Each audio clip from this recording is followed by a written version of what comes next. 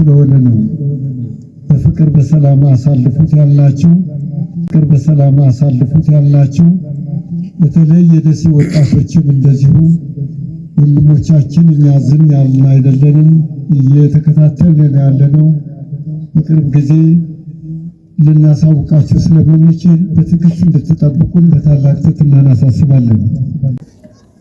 ብፁዕ አቡነ መቃርዮስ በምዕራብ ካናዳ ሀገረ ስብከት የኢትዮጵያ ኦርቶዶክስ ተዋሕዶ ቤተክርስቲያን ሊቀ ጳጳስ፣ መምህር አባ ለይኩን ወንድይፍራው የሀገረ ስብከታችን ዋና ስራ አስኪያጅ፣ መልአከ ብርሃን ኪሮስ ፋሲል የደሴ ከተማ ቤተ ክህነት አስተዳደር ዋና ስራ አስኪያጅ፣ ተወዳጁ ወንድማችን ልሳነ ክርስቶስ ጳውሎስ መልካ፣ ተወዳጁ ወንድማችን የተወዳጁ ወንድማችን ወንድም መጋቤ ሐዲስ አድኖ ወንድሙ፣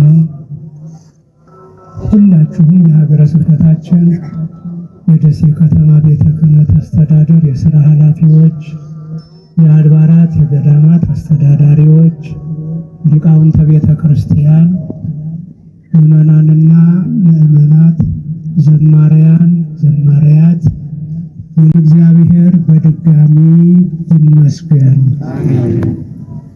እኩት እግዚአብሔር ዘዘልፈ ዘአቅበነ በእግዚእነ ክርስቶስ በጌታችን በኢየሱስ ክርስቶስ ዘወትር የሚጠብቀን አምላካችን እግዚአብሔር ይመስገን አለ።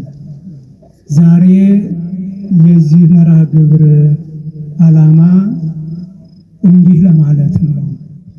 በነገሮች ሁሉ ከኛ ጋር የሆነውን በጠፋንበት ጊዜ ለፍለጋ ልጁን ወደ ዓለም የላከውን በወደቅን ጊዜ ከወደቅንበት እንድንነሳ ልጁን ወደ ዓለም የላከበትን ዘመነ ስጋዌውን ይልቁንም ደግሞ በልጁ የተማርነውን እንድናስተውል እንድናስታውስ መንፈስ ቅዱስን የላከበትን ቀን አስበን ለማመስገን ነው የተሰባሰብነው።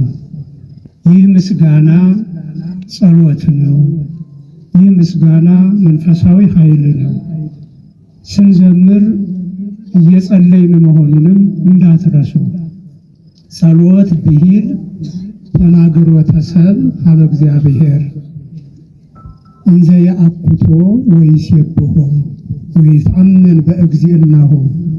ጸሎት ማለት ሰው እግዚአብሔርን ሲያመሰግን፣ ሰው ስለ እግዚአብሔር የባህሪ አምላክነት ሲመሰክር የሚያደርገው ንግግር ነው ጸሎት ማለት።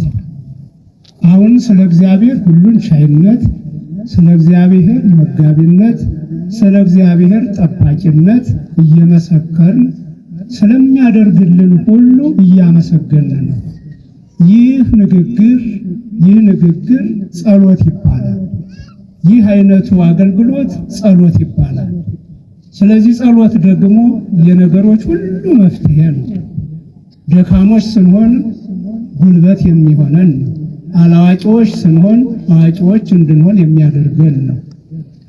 የምናስበውን ሁሉ የምናሳካው፣ የሰይጣንን ግንብ የምናፈርሰው፣ የሰይጣንን ሴራም የምንቆርጠው በዚህ አይነት መንገድ ነው። የተሳሳትን እንዳይመስላችሁ። ስለነበረብን ስለተደቀነብን ነገር ሁሉ ምንም ሳንሰራ ያመሸን እንዳይመስላችሁ። የሰይጣንን ሴራ የሚሰብረው ይህ አይነቱ ዝማሬ ነው። እግዚአብሔር ሀገራችንን ኢትዮጵያን ይጠብቅልን። ሀገራችንን ኢትዮጵያን ይጠብቅልን። ጦርነት ከሀገራችንን ያስወግድልን። ሕዝባችንን በቸርነቱ አምላካችንን ይጠብቅልን። ከመከራ ይሰውረን። ጦርነት በምድራችን በቃ ይበለን። ይቺ ምድር የእግዚአብሔር ምድር ናትና አምላካችን መድኃኔዓለም ክርስቶስ እየባረከ ለዚህ ዕለት ለዚህ ሰዓት በሰላም እንዳደረሳችሁ ለሚመጣው ዓመትም ለዚህ ዕለት ለዚህ ሰዓት በሰላም ያደርሰን። ስለነበረን ሁሉ እግዚአብሔር ይመስገን።